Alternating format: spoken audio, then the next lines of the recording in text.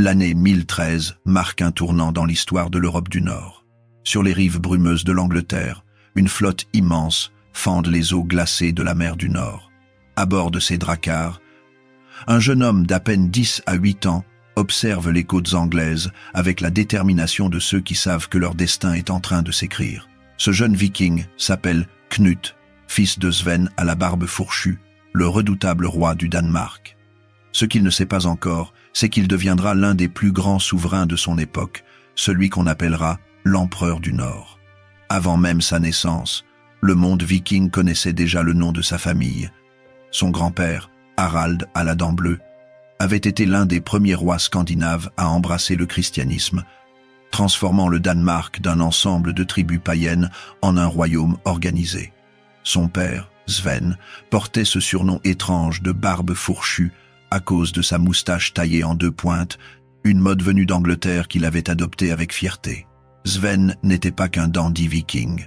C'était un guerrier impitoyable, un stratège brillant et surtout un homme qui rêvait de conquête. La mère de Knut reste une figure plus mystérieuse.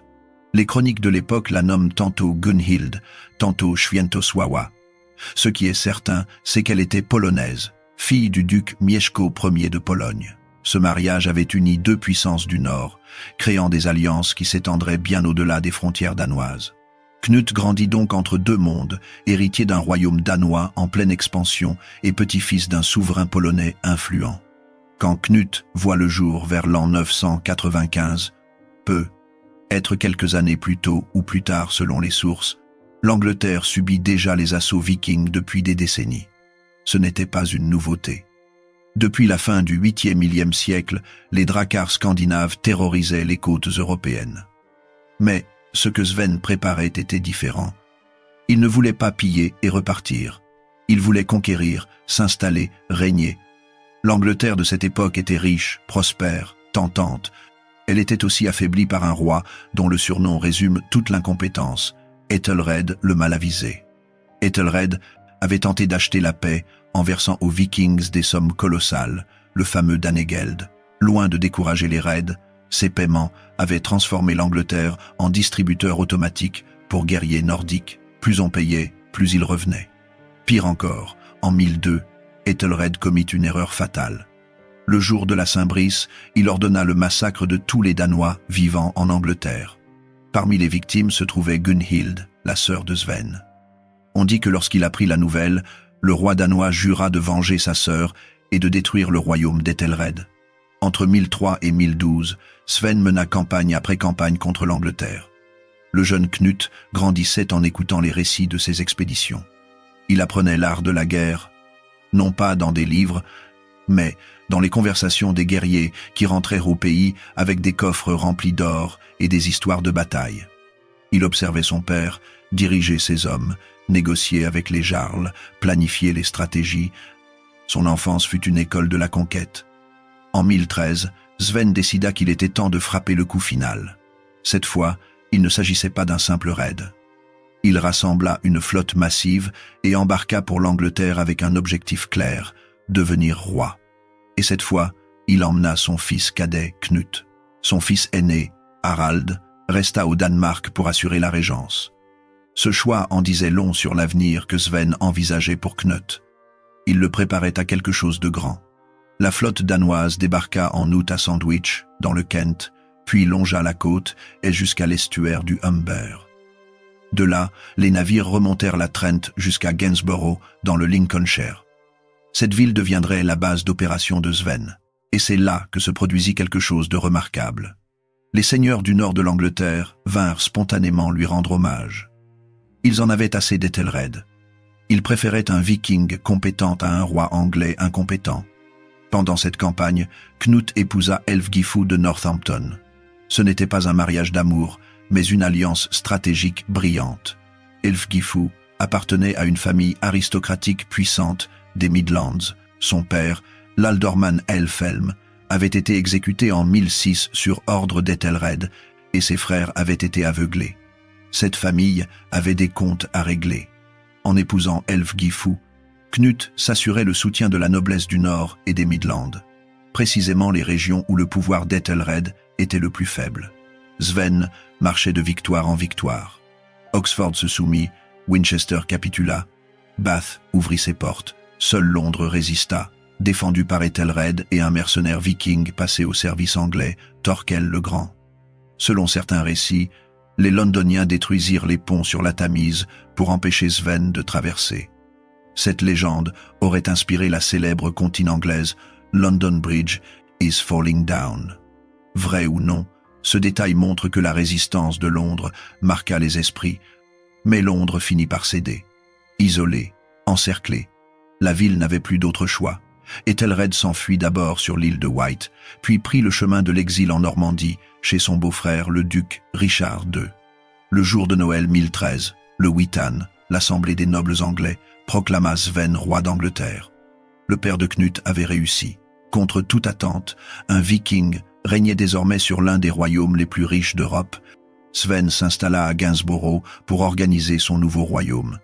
Knut, à ses côtés, observait et apprenait. Il voyait comment son père gérait les nobles anglais, comment il distribuait les terres conquises, comment il maintenait sa flotte en état de combat. Mais le triomphe fut de courte durée. Le 3 février 1014, 5 semaines seulement après son couronnement, Sven mourut subitement à Gainsborough. Les circonstances de sa mort restent mystérieuses. Certains chroniqueurs parlent de maladie, d'autres de causes naturelles. Mais pour Knut, peu importait la cause. Son père était mort, et avec lui s'écroulait la conquête danoise de l'Angleterre. La flotte danoise proclama immédiatement Knut comme successeur de son père. C'était logique du point de vue viking.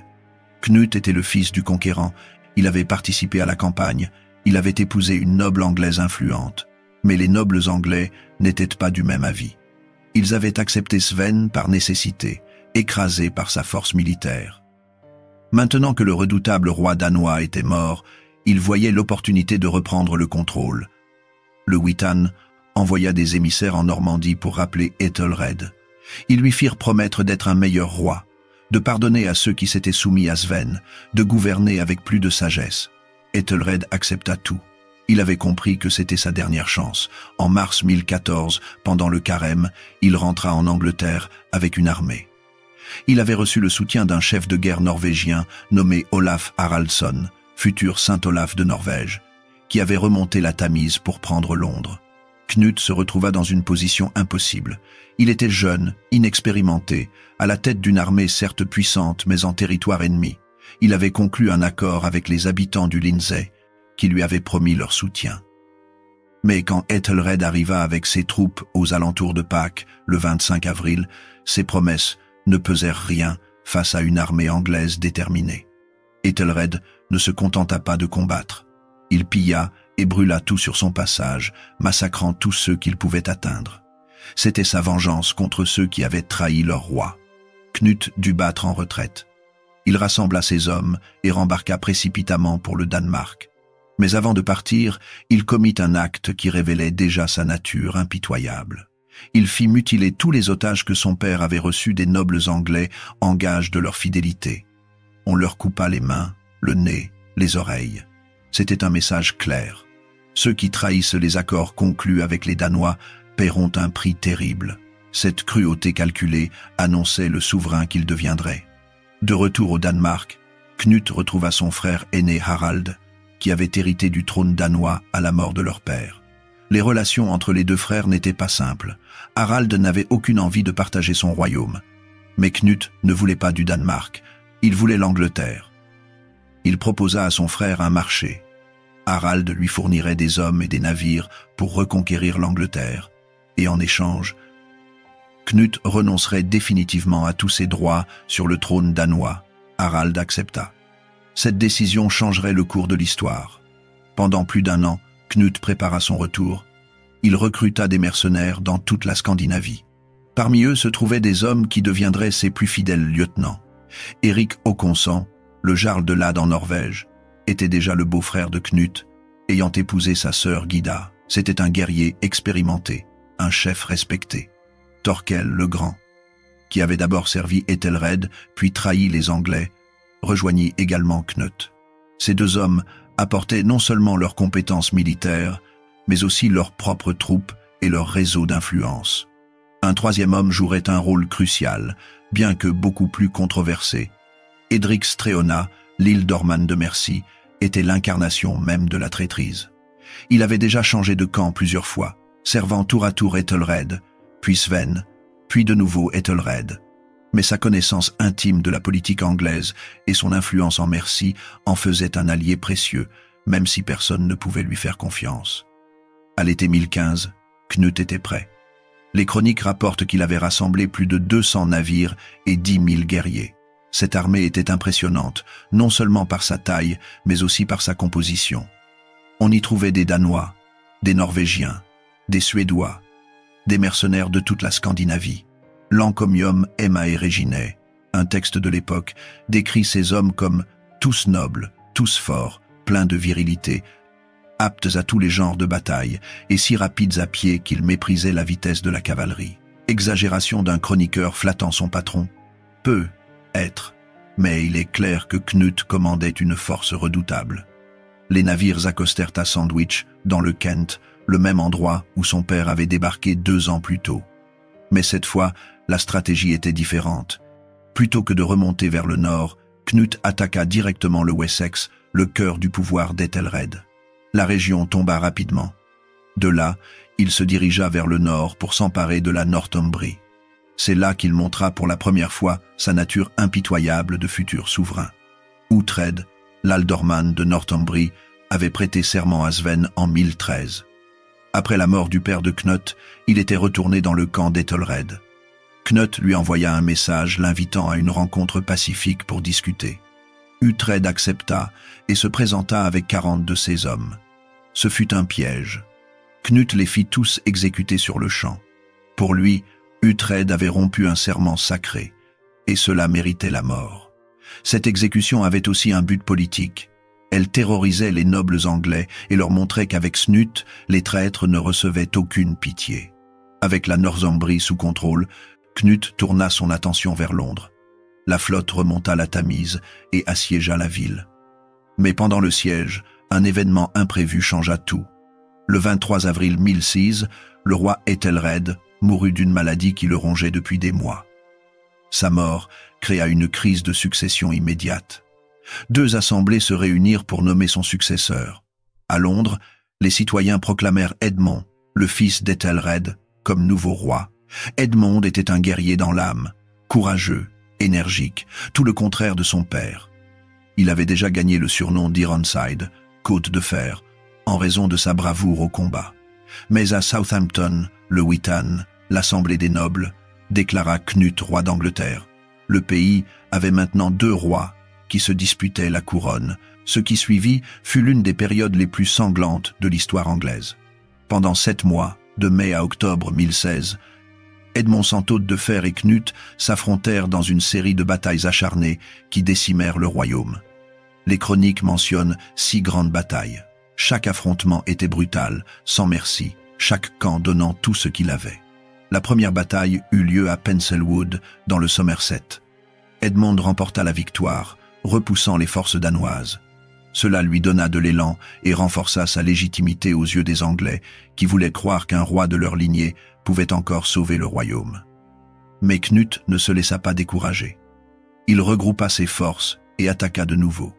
La deuxième bataille se déroula à Sherstone, dans le Wiltshire. Les 2 armées se rencontrèrent dans une mêlée sanglante qui dura 2 jours. Aucun des 2 camps ne put revendiquer une victoire claire. Les pertes furent terribles des 2 côtés.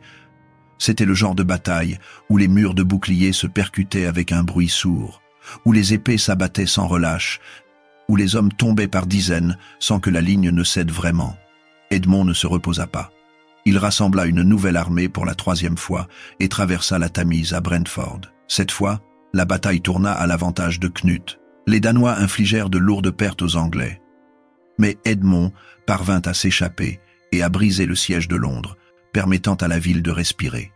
La 4e bataille eut lieu à Otford, dans le Kent. Là encore, les comptes rendus varient, mais il semble qu'Edmond ait eu le dessus. Certains historiens pensent que cette victoire affaiblit suffisamment Cnut pour qu'Edric Streona, toujours opportuniste, change de camp et revienne dans le camp anglais. Mais personne ne faisait confiance à Edric. Tout le monde savait qu'il trahirait de nouveau, dès que le vent tournerait. Pour la 5e fois, Edmond leva une armée et poursuivit Knut en Essex. Les Danois avaient ravagé la région, détruisant tout sur leur passage. Edmond les rattrapa sur une colline appelée Assanden. C'était le 10 à 8 octobre 1016. Cette bataille serait décisive. Assanden. Le nom résonne encore dans l'histoire anglaise comme le son d'un glas. Les historiens débattent encore aujourd'hui de l'emplacement exact de cette bataille. Était-ce à Ashingdon dans le sud-est de l'Essex ou à Ashdon dans le nord-ouest? Peu importe, ce qui compte, c'est ce qui s'y passa. Edmond avait rassemblé toute la nation anglaise, selon les mots de la chronique anglo-saxonne. C'était la plus grande armée qu'il ait jamais commandée. Des hommes du Wessex, de la Mercie, de l'Est Anglie, tous unis sous sa bannière. En face, Knut alignait ses guerriers scandinaves, aguerris, disciplinés, assoiffés de victoire. Les deux armées se faisaient face sur ce champ en Essex, sachant que l'issue de cette journée déterminerait qui régnerait sur l'Angleterre. La bataille commença avec le fracas caractéristique des murs de boucliers qui se heurtent. Les Anglais, motivés par la présence d'Edmond qui combattait parmi eux, se battirent avec une férocité désespérée. Les récits décrivent Edmond comme possédé, taillant son chemin à travers les lignes ennemies, inspirant ses hommes par son courage. Pendant un temps, la bataille resta indécise. Ni l'un ni l'autre camp ne parvenait à prendre l'avantage. Puis, Édric Streona commit l'acte qui changerait tout. En pleine bataille, alors que le sort des armes restait incertain, il ordonna soudain à ses troupes de Mercie de quitter le champ de bataille. Plusieurs milliers d'hommes tournèrent les talons et s'enfuirent, laissant un énorme trou dans les lignes anglaises. Était-ce de la lâcheté, comme le prétendirent certains chroniqueurs, ou était-ce un plan concerté avec Knut, comme le suggèrent d'autres sources? Personne ne le sait avec certitude. Ce qui est sûr, c'est que la ligne anglaise s'effondra. Voir une partie de l'armée fuir eut un effet dévastateur sur le moral des autres combattants. Certains crurent que la bataille était perdue et commencèrent eux aussi à battre en retraite. La retraite se transforma en déroute. Les Danois se lancèrent à la poursuite des fuyards, les massacrant sans pitié. Parmi les morts se trouvait Eadnoth le jeune, l'évêque de Dorchester, tué alors qu'il disait la messe pour les soldats d'Edmond. La chronique anglo-saxonne résume la tragédie en une phrase terrible. Là, toute la noblesse de la nation anglaise fut anéantie. Les pertes anglaises furent catastrophiques. Des dizaines de nobles, de tannes, de guerriers périrent ce jour-là. Edmond parvint à s'échapper avec les survivants et se retira dans le Wessex. Knut contrôlait maintenant le champ de bataille et, avec lui, le destin de l'Angleterre. Mais le jeune roi danois n'était pas stupide. Il savait qu'Edmond, bien que vaincu, conservait encore des partisans fidèles. Une guerre d'usure pourrait durer des années et saigner le royaume à blanc. Il était temps de négocier. Les deux rois se rencontrèrent sur une île de la Séverne, probablement l'île d'Alnay. Là, loin des oreilles indiscrètes, ils conclurent un accord. L'Angleterre serait divisée. Edmond conserverait le Wessex, le cœur historique du royaume anglo-saxon. Knut aurait tout le reste, la Mercie, l'Est Anglie, la Northumbrie, le Nord, et surtout, ils s'accordèrent sur une clause décisive. À la mort de l'un d'eux, le survivant hériterait de tout le royaume. Aucun fils ne succéderait à son père. Le dernier debout prendrait tout.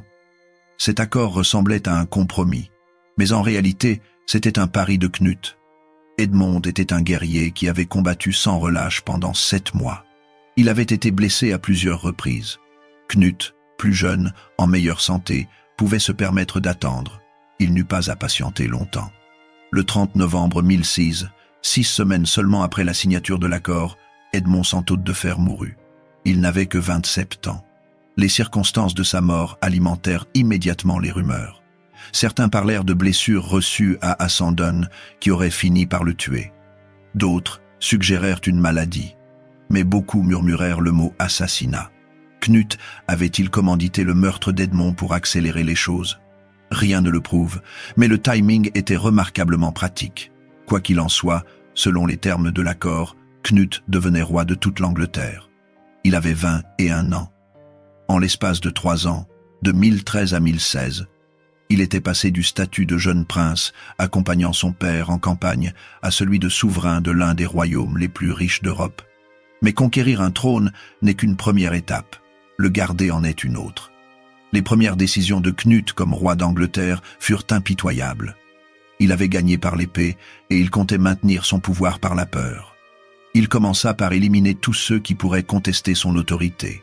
Hedwig, le frère d'Edmond Santaud de Fer, fut tué. Officiellement, il mourut dans des circonstances obscures. Officieusement, tout le monde comprenait qu'il avait été exécuté sur ordre du nouveau roi. Les deux jeunes fils d'Edmond furent plus chanceux. Ils parvinrent à s'échapper et trouvèrent refuge en Hongrie, loin des griffes de Knut. Knut redistribua les terres confisquées aux nobles anglo-saxons parmi ses fidèles guerriers danois. Éric Håkonsson, son beau-frère norvégien, reçut le comté de Northumbrie. Thorkel le Grand obtint l'Est-Anglie. Ces hommes avaient combattu pour lui. Ils méritaient leur récompense. Mais Knut commit aussi ce qui semblait être une erreur. Il donna la merci à Edric Streona, l'homme qui avait trahi Edmond à Assendon. Edric crut probablement qu'il avait réussi son coup. Il avait changé de camp au bon moment et récoltait maintenant les fruits de sa trahison. Mais Knut n'était pas du genre à récompenser les traîtres. En 1010 à 7, moins d'un an après la bataille d'Assendon, Edric fut convoqué à la cour. Là, devant les nobles assemblées, il fut exécuté. Certains rapportent que Knut lui-même donna l'ordre en disant quelque chose comme « Je le récompense comme il l'a mérité ». Le message était clair pour tous. Même si vous me servez, même si votre trahison m'est utile, si vous êtes un traître par nature, vous ne vivrez pas longtemps sous mon règne.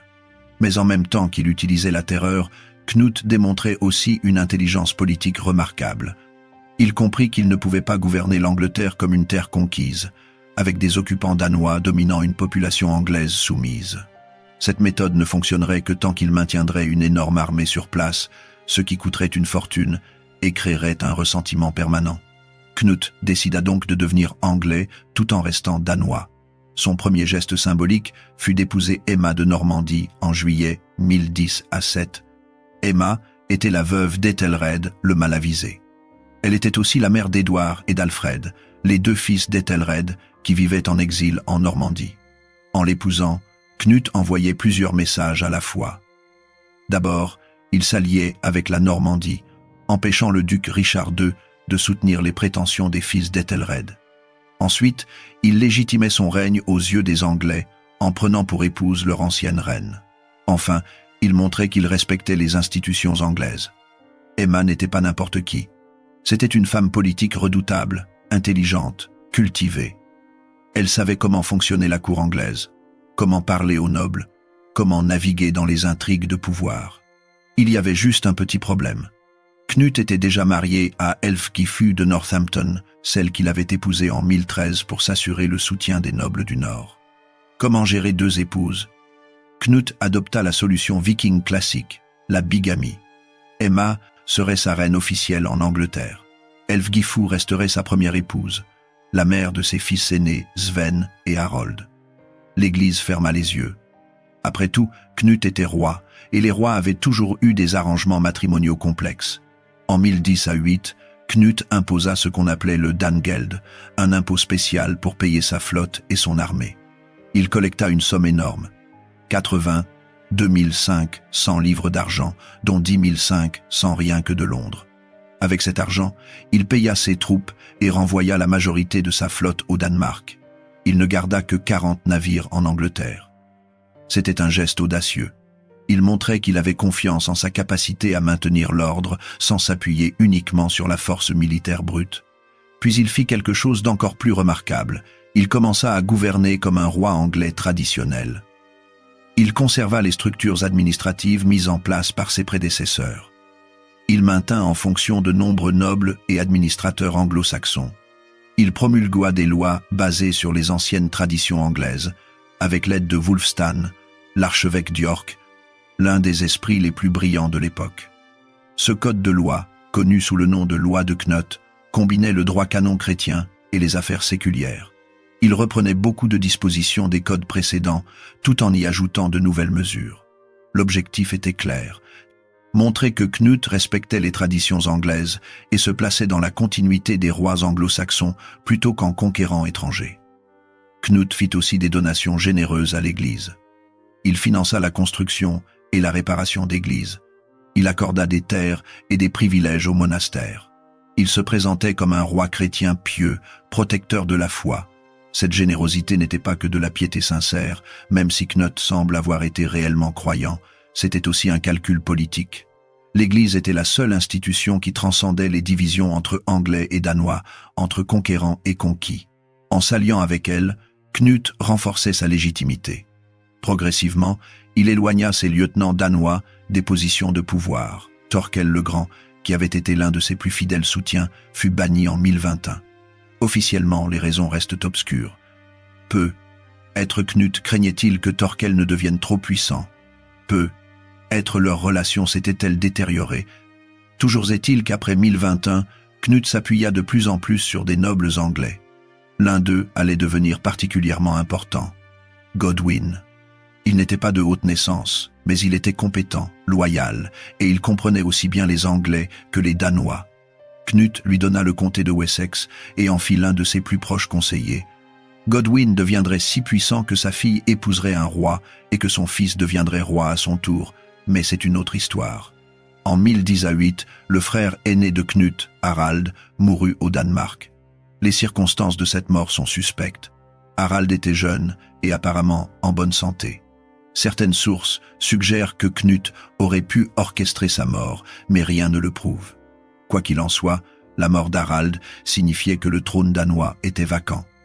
Knut était l'héritier naturel. Il quitta l'Angleterre et se rendit au Danemark, où il fut couronné roi. Il avait maintenant 2 royaumes, l'Angleterre et le Danemark, unis sous sa couronne.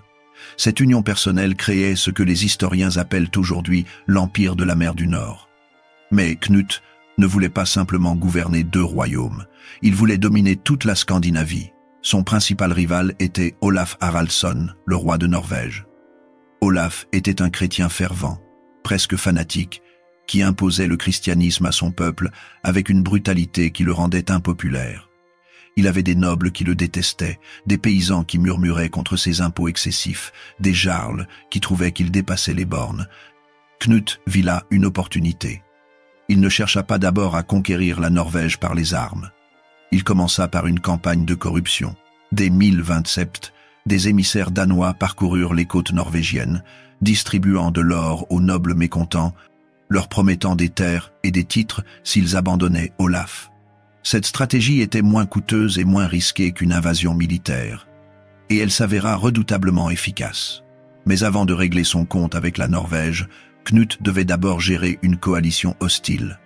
En 1026, Olaf de Norvège s'allia avec Olof Skotkonung, le roi de Suède, et avec Ulf Thorgilsson, le propre beau-frère de Knut qu'il avait laissé comme régent au Danemark. Cette alliance attaqua le Danemark. Les 3 armées se rencontrèrent à la bataille de la Holy River, en Suède. Ce fut une bataille navale massive, l'une des plus grandes de l'époque. Knut, à la tête d'une flotte combinée danoise et anglaise, affronta ses ennemis. Les récits de la bataille sont confus, mais il semble que Knut ait subi des pertes importantes. Techniquement, on pourrait considérer cela comme une défaite. Mais stratégiquement, ce fut une victoire pour Knut. Ses ennemis ne parvinrent pas à détruire sa flotte. Plus important encore, il réussit à bloquer leurs navires dans la Baltique, les empêchant de rentrer en Norvège par voie maritime. Les troupes d'Olaf durent abandonner leurs navires et retourner chez elles par la terre, ce qui les affaiblit considérablement. Et Knut, maître négociateur, parvint à conclure un compromis avec ses adversaires qui lui laissa les mains libres pour la suite. Quant à Ulf Thorgilsson, qui avait osé se rebeller contre lui, Knut le fit exécuter le jour de Noël 1026. Il ne pardonnait pas la trahison, surtout venant de sa propre famille. Ce geste brutal envoya un message clair à tous ceux qui pourraient être tentés de se retourner contre lui. En 1027, Knut fit quelque chose que peu de rois de son époque auraient osé.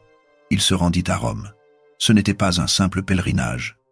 Il venait assister au couronnement de Conrad II le Salique comme empereur du Saint-Empire romain germanique. La présence de Knut à cette cérémonie était hautement symbolique. Il se présentait comme l'égal des plus grands souverains d'Europe, comme un roi chrétien légitime et non comme un barbare viking. À Rome, il rencontra le pape et négocia plusieurs accords importants.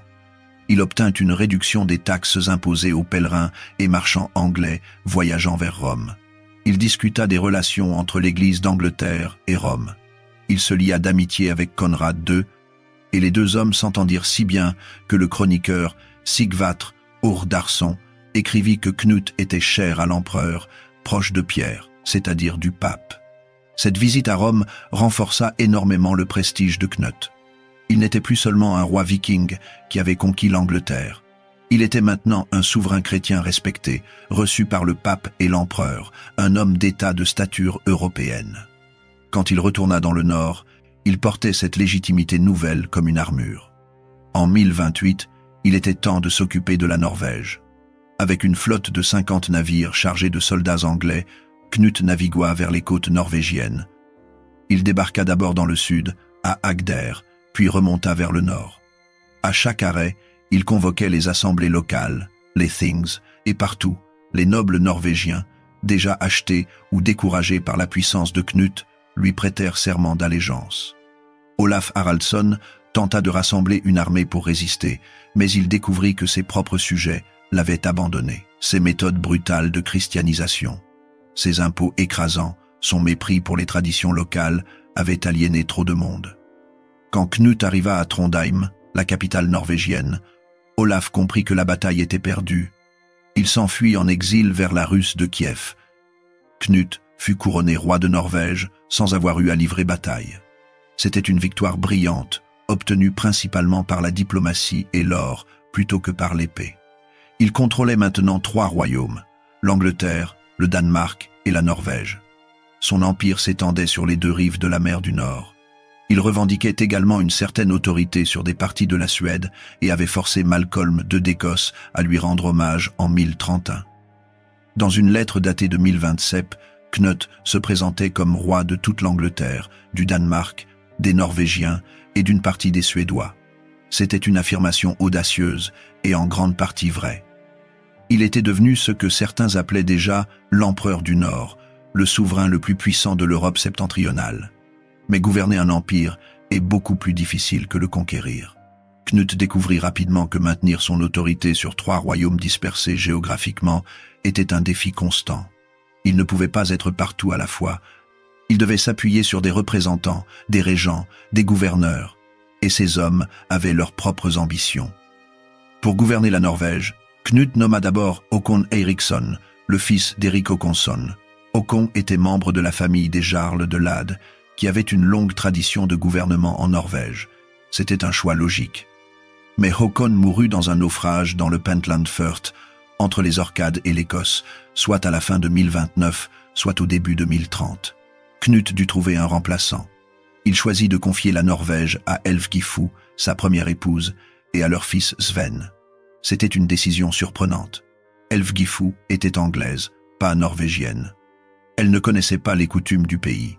Elle ne parlait probablement pas la langue. Elle n'avait aucun lien avec les grandes familles norvégiennes. Quant à Sven, il n'était qu'un adolescent. Le choix s'avéra désastreux.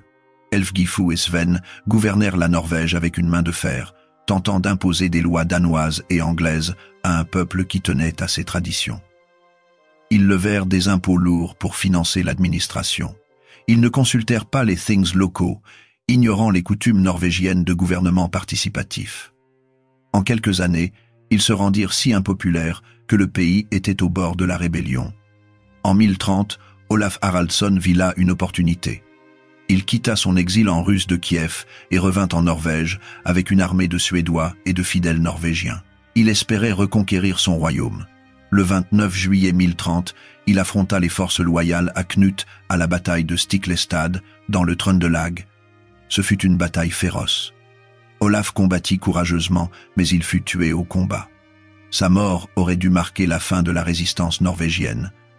Au lieu de cela, elle créa un martyr. Rapidement, des rumeurs de miracles commencèrent à circuler autour de sa tombe. L'Église le canonisa. Olaf, le tyran impopulaire, devint Saint Olaf, patron de la Norvège, symbole de la résistance norvégienne contre la domination étrangère. L'ironie était cruelle pour Knut. Il avait vaincu Olaf de son vivant, mais le roi mort devenait plus dangereux que le roi vivant. En 1033 ou 1034, la situation en Norvège était devenue intenable. Ælfgifu et Sven furent chassés du pays par une rébellion. Les nobles norvégiens offrirent la couronne à Magnus, le fils d'Olaf. L'indépendance norvégienne était restaurée. Knut n'eut pas le temps de reconquérir la Norvège. Sa santé déclinait. Il n'était pas vieux, probablement dans sa 40e année, mais les années de guerre, de campagnes incessantes, de gouvernement d'un empire immense avaient pris leur tribut. En 1035, une charte qu'il accorda à l'abbaye de Sherborne suggère qu'il sentait sa fin approcher. Il fit des dons généreux à l'Église, préparant son âme pour le jugement à venir. Le 12 novembre 1035, Knut mourut à Shaftesbury, dans le Dorset. Son corps fut transporté à Winchester et enterré dans la vieille cathédrale. Il laissait derrière lui un empire, 3 royaumes, 2 veuves et plusieurs fils qui se disputeraient bientôt son héritage.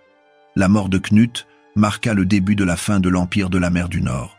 Son empire était trop dépendant de sa personne, de sa force, de son autorité. Sans lui, pour le maintenir uni, il commença immédiatement à se fragmenter. En Angleterre, 2 de ses fils se disputèrent la couronne. Harold Pi de Lièvre, son fils aîné avec Elfgifu de Northampton, et Hardeknut, son fils avec Emma de Normandie. Emma voulait voir Hardeknut régner, mais celui-ci était au Danemark et ne pouvait pas venir immédiatement en Angleterre. Harold saisit l'opportunité. Il se fit proclamer régent, puis roi. Quand il mourut en 1040, Hardeknut lui succéda enfin. Mais il régna seulement 2 ans avant de mourir subitement en 1042, lors d'un banquet, probablement d'une attaque cardiaque. Avec sa mort, s'éteignait la lignée mâle directe de Knut. Le trône d'Angleterre revint à Édouard, le fils d'Ethelred le Malavisé et d'Emma de Normandie, donc le demi-frère d'Hardeknut. Édouard le Confesseur était de retour d'exil, et avec lui, la dynastie anglo-saxonne reprenait le pouvoir. Au Danemark, Magnus de Norvège ajouta la couronne danoise à la sienne en 1042. L'empire de Knut n'avait survécu que 7 ans après sa mort. Les 3 royaumes qu'il avait unis sous sa couronne étaient à nouveau séparés, mais même si son empire se disloqua rapidement, l'impact de Knut sur l'histoire fut durable. Son règne en Angleterre avait été remarquablement stable. Pendant près de 20 ans, de 1016 à 1035, l'Angleterre connut la paix. Plus de raids vikings, plus de massacres, plus de tribus écrasants. Knut protégea le royaume qu'il avait conquis. Il unifia Anglais et Danois sous une administration commune. Il respecta les lois anglaises tout en introduisant des éléments scandinaves. Il créa une synthèse culturelle qui enrichit les 2 traditions. Les marchands anglais commercèrent librement avec la Scandinavie, apportant prospérité aux 2 régions. L'Église bénéficia énormément de son règne. Les donations de Knut furent si généreuses que l'archevêque Wulfstan et d'autres chroniqueurs ecclésiastiques dressèrent un portrait très favorable de lui, minimisant ses actes de violence et soulignant sa piété. Cette image positive perdura pendant des siècles. Knut démontra aussi qu'un roi viking pouvait être bien plus qu'un guerrier pillard. Il pouvait être un administrateur capable, un diplomate habile, un mécène des arts et de l'Église, un souverain respecté par ses pairs européens. Il montra que les Scandinaves n'étaient pas des barbares condamnés à rester en marge de la civilisation européenne, mais qu'ils pouvaient s'intégrer dans le monde chrétien tout en conservant leur identité. Il existe une histoire célèbre à propos de Knut qui a survécu à travers les siècles, bien qu'elle soit probablement apocryphe. Selon cette légende, Knut aurait un jour fait installer son trône sur une plage. Entouré de ses courtisans, il aurait ordonné aux vagues de la mer de s'arrêter et de ne pas mouiller ses pieds et son trône. Évidemment, les vagues ignorèrent ses ordres et montèrent comme elles le font toujours, trempant les pieds du roi. Knut se serait alors tourné vers ses courtisans et aurait déclaré « Que tous les habitants de la terre sachent que le pouvoir des rois est vain et sans valeur, et qu'il n'y a de roi digne de ce nom que celui à qui obéissent le ciel, la terre et la mer par des lois éternelles. » Cette histoire apparaît pour la première fois au XIIe siècle dans la chronique d'Henri de Huntingdon. Elle est probablement inventée, mais elle révèle comment Knut était perçu par les générations suivantes. L'histoire était censée illustrer son humilité devant Dieu et sa sagesse en reconnaissant les limites du pouvoir temporel. Malheureusement, au fil du temps, l'histoire fut déformée. Beaucoup de gens aujourd'hui croient que Knut était un roi arrogant qui croyait réellement pouvoir commander aux marées et que la mer l'aurait humilié. C'est exactement le contraire du sens original de l'anecdote. Mais cette déformation montre aussi à quel point la figure de Knut s'est perdue dans les brumes de l'histoire, connue seulement à travers des légendes mal comprises. Il est frappant de constater à quel point Knut est méconnu aujourd'hui, alors qu'il fut l'un des rois les plus puissants de son époque. Demandez à quelqu'un de citer des rois anglais médiévaux, et vous entendrez parler d'Alfred le Grand, de Guillaume le Conquérant, de Richard Santeur de Lyon. Mais Knut, rares sont ceux qui connaissent son nom. Cette obscurité relative s'explique en partie par le fait que son empire ne lui survécut pas. Les empires qui durent créent des légendes. Ceux qui s'effondrent rapidement sont oubliés. De plus, la conquête normande de 1066, seulement 30 ans après la mort de Knut, éclipsa complètement son règne dans la mémoire collective anglaise. Guillaume le Conquérant laissa une marque permanente sur l'Angleterre, changeant la langue, la culture, l'architecture, le système féodal. Knut, malgré toute sa puissance, ne transforma pas aussi profondément la société anglaise. Au Danemark, sa mémoire est mieux préservée. Il est considéré comme l'un des plus grands rois danois, celui qui étendit le pouvoir danois à son maximum. Mais même là, il partage la vedette avec d'autres figures historiques et son règne anglais est parfois négligé dans les récits danois qui se concentrent davantage sur ses réalisations scandinaves. Pourtant, l'histoire de Knut mérite d'être racontée et rappelée.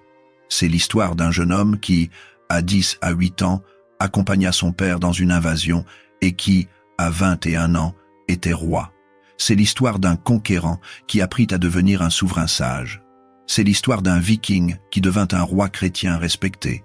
C'est l'histoire d'un empire qui brilla intensément mais brièvement, comme une étoile filante dans le ciel de l'histoire européenne. Quand on regarde la vie de Knut dans son ensemble, ce qui frappe le plus, c'est sa capacité à naviguer entre deux mondes. Il était viking par naissance, élevé dans la tradition guerrière scandinave, formé à l'art de la conquête et du pillage. Mais il devint un roi anglais, adoptant les coutumes de son royaume conquis, respectant ses lois, protégeant son église. Il fut brutal quand il le fallait, comme lors de l'exécution d'Uhtred ou du meurtre des Edric Streona. Mais il fut aussi capable de pardon et de pragmatisme, intégrant des nobles anglo-saxons dans son gouvernement, épousant la veuve de son ennemi, promulguant des lois qui respectaient les traditions anglaises. Il fut un guerrier redoutable, remportant des batailles cruciales comme à Sandön. Mais il fut aussi un diplomate habile, préférant acheter la loyauté des nobles norvégiens plutôt que de les combattre, négociant avec le pape et l'empereur plutôt que de s'opposer à eux. Il construisit un empire qui s'étendit sur 3 royaumes et domina l'Europe du Nord. Mais cet empire s'effondra presque immédiatement après sa mort, révélant qu'il était bâti sur la force d'un seul homme plutôt que sur des institutions durables. Knut le Grand fut un roi de contradiction, un conquérant viking qui devint un souverain chrétien, un jeune homme brutal qui apprit la sagesse, un empereur puissant, dont l'héritage s'évanouit rapidement. Mais, pendant près de 20 ans, de 1016 à 1035, il régna sur l'un des empires les plus vastes d'Europe, unit les rives de la mer du Nord sous une seule couronne, et prouva qu'un fils de Vikings pouvait non seulement conquérir, mais aussi gouverner avec succès. Son histoire rappelle que la grandeur d'un règne ne se mesure pas seulement à la durée d'un empire, mais aussi à la manière dont un souverain transforme son royaume pendant le temps qui lui est imparti. Et de ce point de vue, Knut le Grand mérite pleinement son surnom. Il fut grand non pas malgré ses origines vikings, mais précisément parce qu'il sut transcender ses origines pour devenir quelque chose de plus, un véritable roi.